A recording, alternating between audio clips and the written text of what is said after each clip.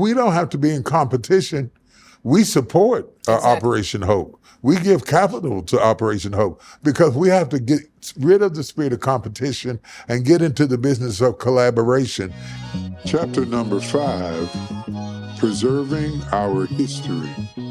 Your mother said something, or she was attributed to saying something I thought was quite profound. They keep trying to assassinate your father over and over again. When you look at character assassinations and you look at some of the things that people are doing with AI right now, how vigilant is the fight not to have our history distorted or aborted by the current technology that we have out there now?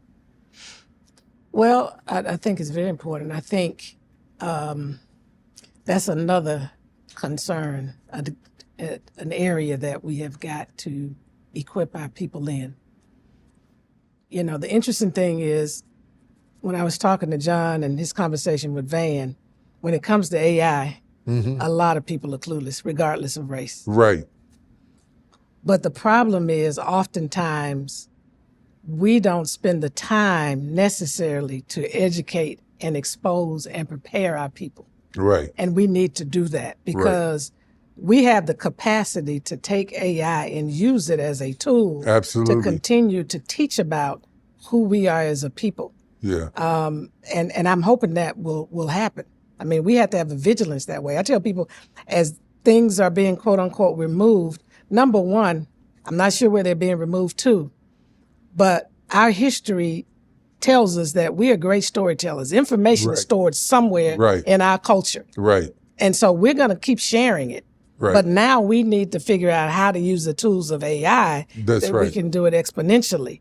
I think you're exactly right. And that's why I think they're going to fail because you can move all the books out of the library, but you can't move AI from being able to dig into the history of our ancestors. And you can't remove the memory, too, of people that the stories they got from grandmama. Yes. You know. Yes. I mean, think about this. When you and I were growing up in, middle school, high school, we didn't get a lot of Black history. Right. I learned most of mine late in life. In fact, I've learned more about our people in the last 10 years than my entire life, and I'm 62. So that information is coming from somewhere now. I mean, it's emerging. I'm on social media and I'm finding out new things every day about our people. Right. And so I'm like, I'm not concerned. Remove your book. Right. We're doing some other work. We're going to get this information out. And even when they did teach Black history when I was in school, it started from the boats. Yes. Yeah, it started from the boats. It's if we were made in the ocean. Yep. And it started from the boats, and that's where the story began. We came here slaves and chains around our ankles, and that's how we started. We were born as babies with handcuffs on. Yep. That's not true. We were a people before there was slavery. We had an order. There were Black people that were on this continent before there was slavery. Exactly. And you need to look at it and study the And they were free. Yes, and they were free, and they owned property, and they helped to skill some of the people that you admire today. And so before we got into this bigotry, we were better together. We did more together. We helped one another along. And a lot of people who created a lot of things that we take for granted now were not created by just one group of people. It was a collective influence of intelligence coming from different races of people, Blacks included, that brought America to where it is today. And I'm afraid, just like the fruit rotting on the vines, when you drive people away, you drive your advantage away to be able to have a more perfect union in a better way. So I think that's real important. One of the things I want to go back to that I think is important to at least discuss, I think that you can produce television, short films, snackable content for a fraction of money and send it all over the world. Whereas when I came along, if you didn't have $15 million to put into a movie, there was no discussion to be had. And if they put up the $15 million, they control the narrative of the story. There's an expression in LA, whoever has the goal makes the rules. Now you can almost produce a movie with a phone. You can. Yeah. You definitely can. You can do it. For a few $100s. Exactly. So if we lose our history, it's because we gave it away. Exactly. because we can capture our history and we have enough of our elderly people alive. And the other thing that I think is important is that when you look at baby boomers, we're seeing the greatest transfer of wealth in the history of America from one generation to another.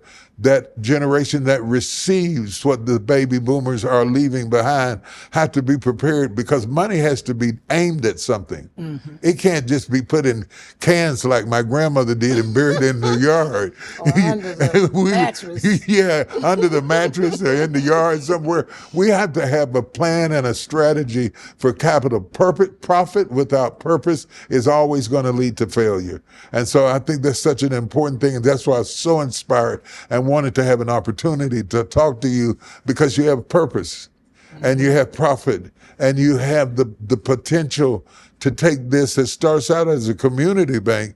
Everything starts out as a seed. Exactly. And then grow it and cause it to build. Never laugh at a seed. Never despise a small beginning, because oak trees start out as acorns. And so when you have something small, nurture it and don't let anybody laugh at your dream.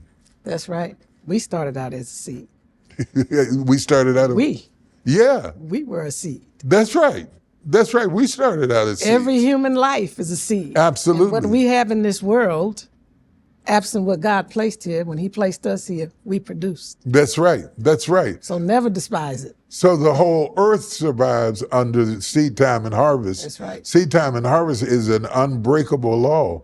Whether you're talking about trees, whether you're talking about people, whether you're talking about business, growing that seed and fertilizing that seed and understanding what kind of ground that seed needs to be planted in. You might have the right business in the wrong place. That's right. And figuring out where it ought to be the most fruitful, and how to geo-target and market different areas in order to have the greatest impact that you need. Our universities are finding it out. They're teaching it. They're teaching entrepreneurship. We've got Good Soil, one of the programs that we started that's teaching entrepreneurship so that we can get access to capital and have opportunities to bring about change in life. And I think that the more we know about what each other is doing, the better it's going to be.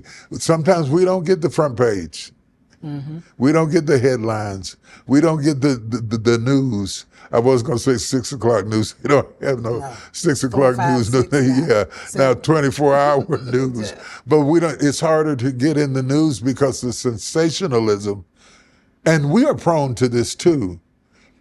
Whenever you watch sensationalism more than you watch educational material, whatever is the most profitable is what they're going to show you the most, and it's what the algorithms are going to bring to you. You ought to be digging into AI and technology and learning a little bit more about it. If you just learn a little bit, if you learn one thing a month, by the end of the year, you know 12 things. And you're a little bit better off than you were before. You can't help your kids with their homework if you don't study yourself. So this is a... And study the trends. Yes. I mean, so many people are afraid of cryptocurrency. Right. You know, I have cryptocurrency. Right. And when I tell it to people, they're like, I said, okay, you're going to be left behind. Right. Yeah. When you start seeing banks like J.P. Morgan Chase investing into cryptocurrency and other types of currency, cyber currency in general, that's a wake-up call. Those people aren't going to put billions of dollars into something that they're going to let go down easily. And we ought to be right behind them, like a man with a basket of vegetables saying, me too, me too. I might only have $20, but me too. Yes. Me and too. That's important for people to understand, because most people don't have the hundreds of thousands. Right. They don't have the 1,000. Right. Start with what you have. Right. And build from there. And do it as young as you can.